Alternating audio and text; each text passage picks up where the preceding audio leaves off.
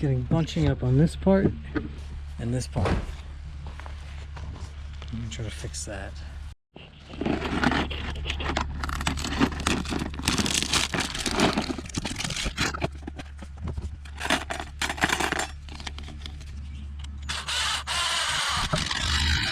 Alright, we'll see if that does anything. So the rotary hammer just died. Filled the hole with smoke. Pretty sure that is the problem. Smoke was pouring out of this little vent here. I am not having too much trouble getting it back together, but I don't think that matters. This thing is toast, so need to figure out if I'm going to go to the store and get a new one or what. Got all this stuff here, but every time I dig by hand I end up injuring myself for like 6 months.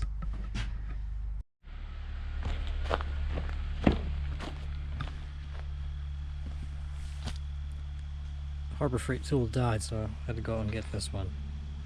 It seems to be working a lot better. What I'm not sure of is if somehow the generator... Last time I did this, the generator was handling no lights or anything, and when the rotor hammer got fried and broke, there was some draw on the generator, some lights. So I don't know if that had anything to do with it, probably not, but just to be safe, I'm going to kill these lights and the draw goes to 0. So the only thing this generator is powering is either this vacuum or this rotary hammer, one at a time. Because this hole is kind of under the house, it's hard for me to see if I'm getting it on in position, so I made this little jig here. These are 2 6-inch beams, so I want the center of the hole to be 3 inches out from the side of each beam. So that's where this screw is, measured 3 inches from that side, 3 inches from that side. So if I put this up against the sides of the beams, like that, I can see once my washer gets unstuck from that root,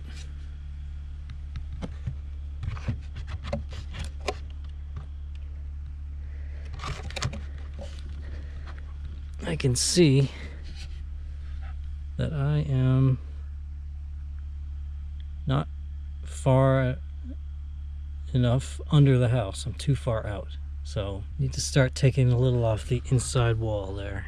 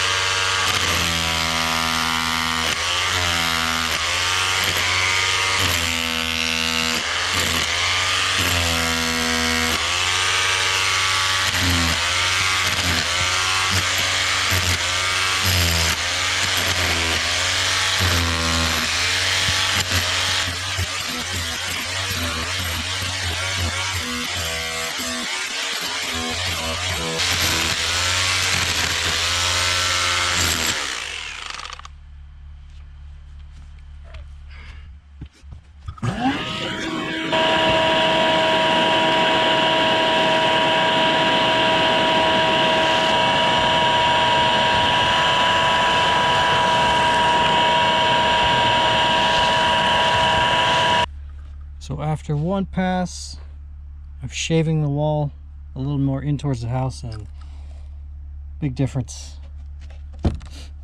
Haven't really got down as far as where the washer is, but above it, that's a lot better. And then this is how much we pulled out.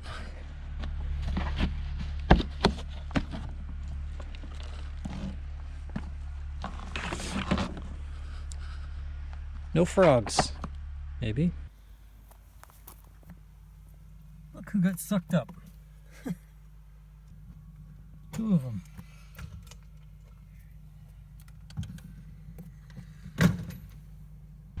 These hose clamps on the hose seem to be working perfectly.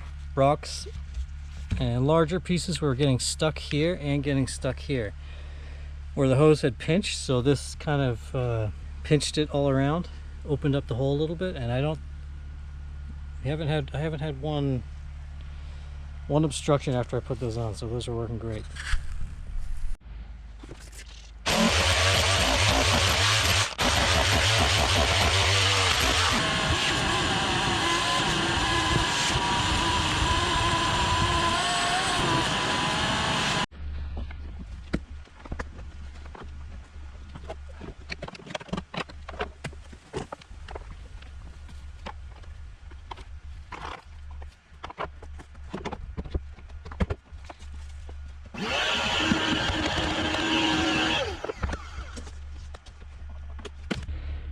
Check out this monkey paw trowel.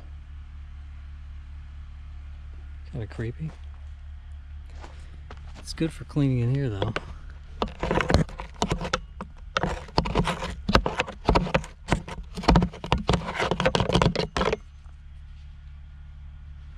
Make a wish. So we are getting there. This tube finally fits in the hole. And let's see.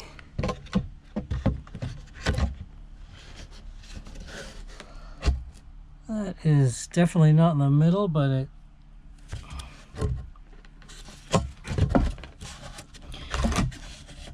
that's actually kind of close to the middle. Right now this is too high. This does fit under the beam, sort of. Another. This one intersects the bottom of it, but it fits under that one. So I don't know, I might keep going, maybe one or two more passes with the drill or the hammer, but we're close. I'm trying to be aware of letting this thing cool down, but I don't know if this is supposed to happen. I'm seeing some grease form on the base of the chisel bit here. That happened on the last one too, right before it died. It is getting pretty hot. So I don't know if just the temperature made it leak through. I don't know. Something to worry about. Alright, so we're getting close to being ready to pour some concrete. This is sitting in the hole.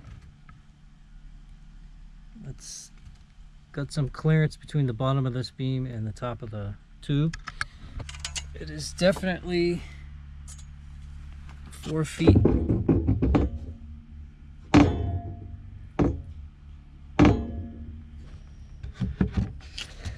So I can't see that it's dead center, but it's in the middle. This thing did its job. There's a 4-foot level. That's right on. And that's right on. That's level. Still level.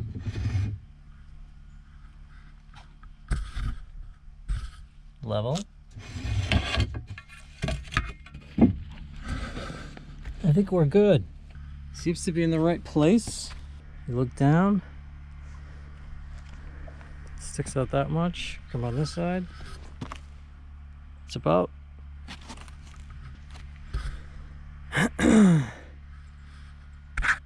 seems pretty close. It's not going to be laser precise, but it's enough so that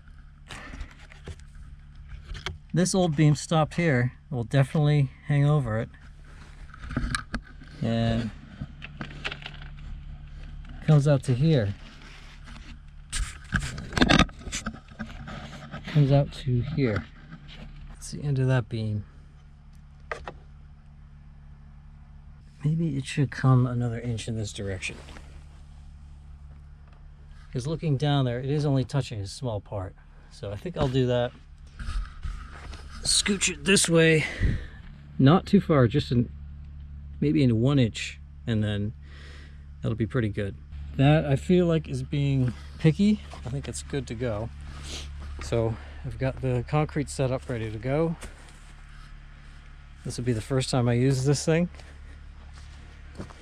Runs okay on the generator.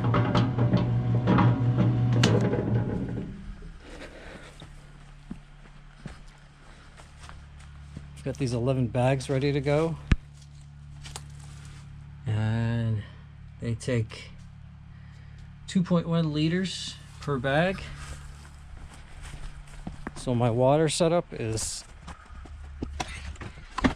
here. The only thing I had that I could measure with was a empty water bottle, which is 500 milliliters. So 2 of these is a liter. So 4 of these is 2 liters, and then 0.1 is just a little extra. That's about what this is. So there's a darkened line just below the water surface here. So I'm just going to fill these up and go a little above that line, and that will be how I measure water. So I've got these 3 pieces of rebar ready to put in. I have a concrete vibrator.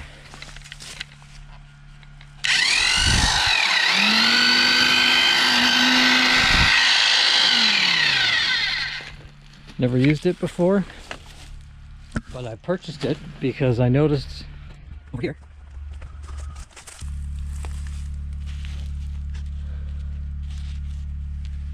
if I can avoid that on any future column, that was worth the $100 because I'm going to have to repair that, I think. So here we go.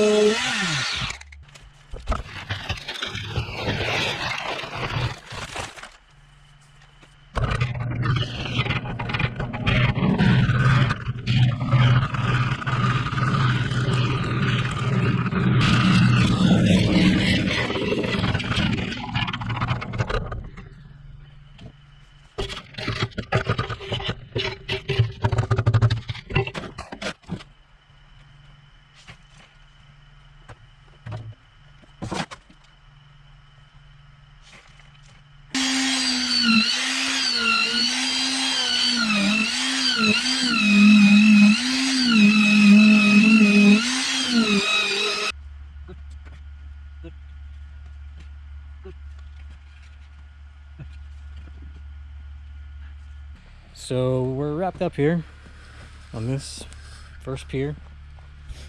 It is still level across and vertically.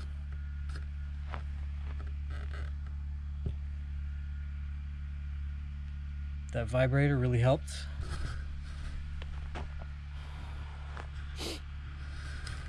One thing I wish I had done better was get those rebar posts situated. Maybe it's time to invest in a rebar bender, but they're in there. They're away from the sides, they're away from the top and the bottom, so they're doing something. Went through 10 bags, ordered 11, so I got the one extra 50-pounder. So the next morning, this is looking pretty good, still level. Decided to start next on this hole under the kitchen door. The sun is coming up over the hill right now, but for the last hour or so it was just dark under here, so I dug up this old Harbor Freight LED work light that was buried under the house from a project I did 4 years ago that I just left under there, and I crawled under the house to get it, caked in mud, plugged them in, they turned right on, they worked, and there is virtually no draw from that light. The generator doesn't even know it's on, 0.0. So that's perfect, it's a perfect amount of light. I modified this jig. I took the corner off of it, and so from here, looks like I've got the hole too far in, so I need to start taking off the near side. Okay, so Sunday night, I'm about to pack up, or I am packed up, I'm about to hit the road. So, woke up this morning, this one's looking good, and I spent the whole day digging out this hole here, put a 10-inch pier there. What remains is I need to decide what I'm going to do here. So, one thought was this could be the other support for the other end of this beam here. As I said, it's good until about here. I could use this as the other support, and then to put a seam here or joint here, have the beam rest on here, and then if I needed to or wanted to at a later date, I could support these two sides, dig this out, and put another sonotube there. Or the other option is I dig another pier right there. I did the other one first because I want to think about this. I don't know what the best thing to do is. I don't know. I'm gonna have to figure out how I jack things up in the order I jack things up. There is about, I don't know, 16 inches of ground between this sonotube and where this one would go. And I think there's a rock under here that this is resting on, so that could be kind of tricky. You can see both new sonotubes there. So I need to figure this out, and then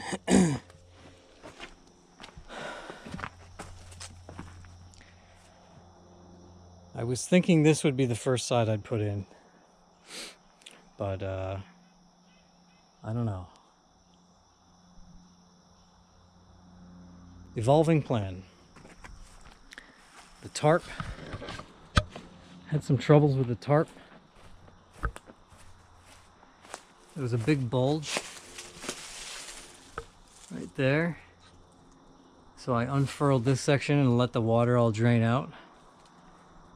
I did it on the other side as well. There was a little bit of water on that far side, but not as much.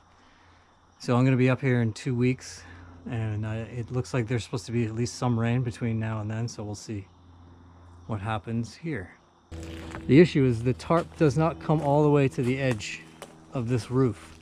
So when water hits this far edge of the roof, it goes down and the roof is pitched inward a little bit, I guess. So it's finding its way underneath the tarp. And then as it comes down this roof, it has nowhere to go except into the tarp, which is rolled up. So the tarp is catching that water, and then it's bulging like a bladder, it's just holding it. So we had a few flash thunderstorms in the last week, and there was probably 3 gallons of water in that tarp. So this is a long-term problem for sure, but I think the next 2 weeks we can do this little trial. Here's a look at the tarp from the back. And here you can see it doesn't come all the way to the edge of the roof. I was going to have to spend a lot more money to get a tarp that exactly fit this roof. So as a trial, I bought kind of a cheap one. The covers back and front perfectly fine, but it does miss covering edge to edge by about 12 or 16 inches. I don't remember. So that's that. I'm going to take one last walk of the house. So this bucket had a little bit of water in it when I arrived on Friday night. Saturday night, I noticed it was dry. So either there was the exact amount of liquid that evaporated over 2.5 weeks or so, that it just finished evaporating the time I was here, or there's some sort of a unknown leak that is feeding into that bucket. That's kind of strange. This one, this wash basin was full. Probably that's just because it was left full, but there is this little former leak that is directing water directly into this bin. So you can't really rule out the fact that maybe some water got in there from that leak. I really doubt it, because this side of the roof hasn't really been too problematic. Okay, that's it. Hitting the road.